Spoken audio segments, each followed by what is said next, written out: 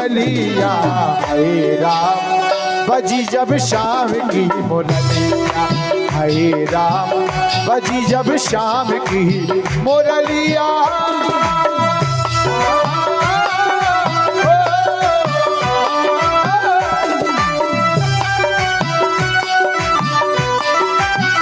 बोलो राधे रानी सरकार की जयकारे में कंजूसी ना करें। जय हो। हरे हरे राम बजी जब शाम की मुरलिया हरे राम बजी जब शाम की मुरलिया।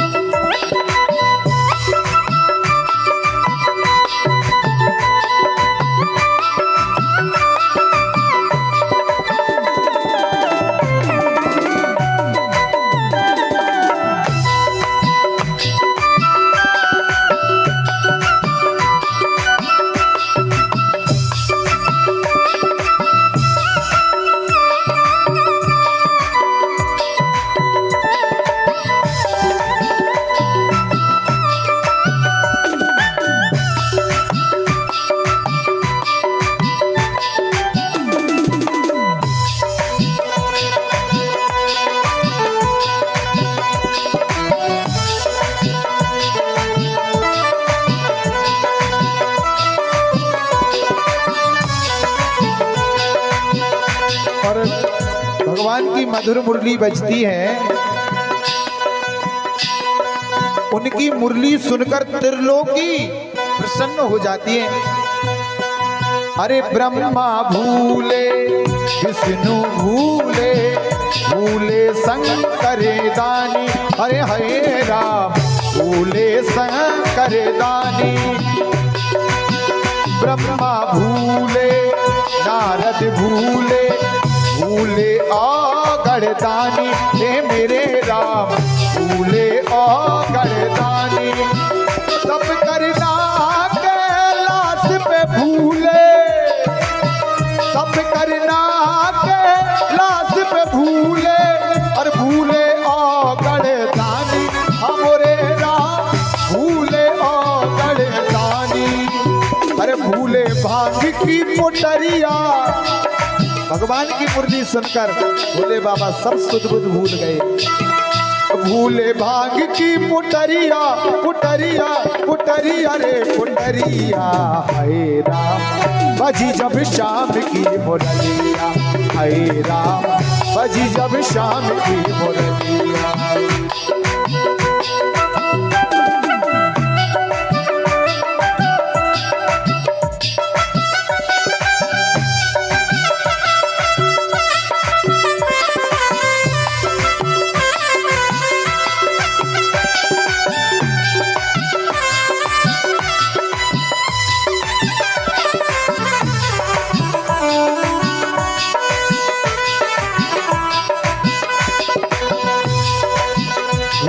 गई मैं गोपियां भूल गई मैं डगरपन घट की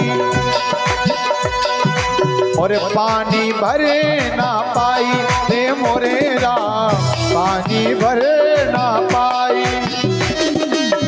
भूल गई मैं सुधपन घटी की पानी भरे ना पाई हाय राम पानी भरे ना पाई।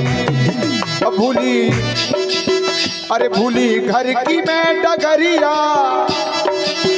अब भूली घर की डगरिया डगरिया डगरिया रे डगरिया हरे राम बजी जब शाम की मुरलिया हरे राम बजी जब शाम की मुरलिया हरे राम।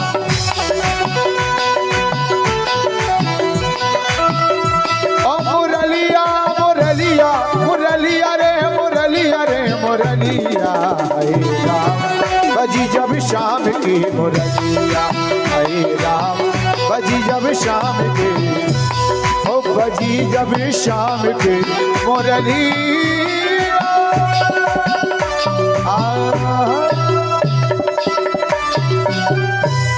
बोलो भाग्य बिहारी लाल की और मुरली दलो मुरली मनोहर लाल की जय हो।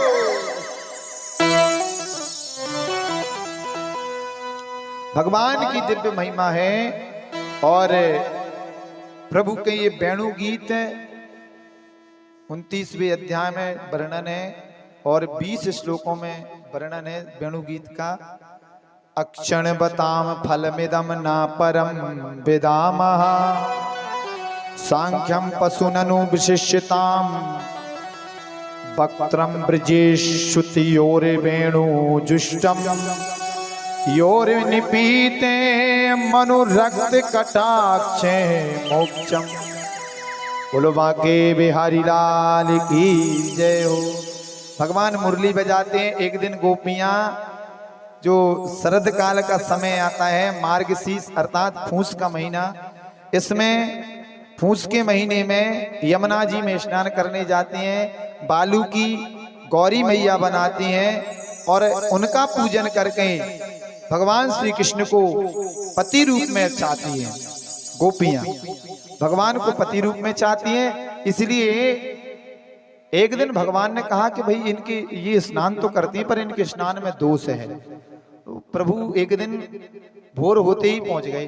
जो गोपियों ने यमुना जी में छलांग लगाई और यहाँ गोपियां स्नान करने के लिए यमुना जी में प्रवेश गईं, तो वहां भगवान ने सबके वस्त्र लेकर कदम के पेड़ पर जा चढ़े।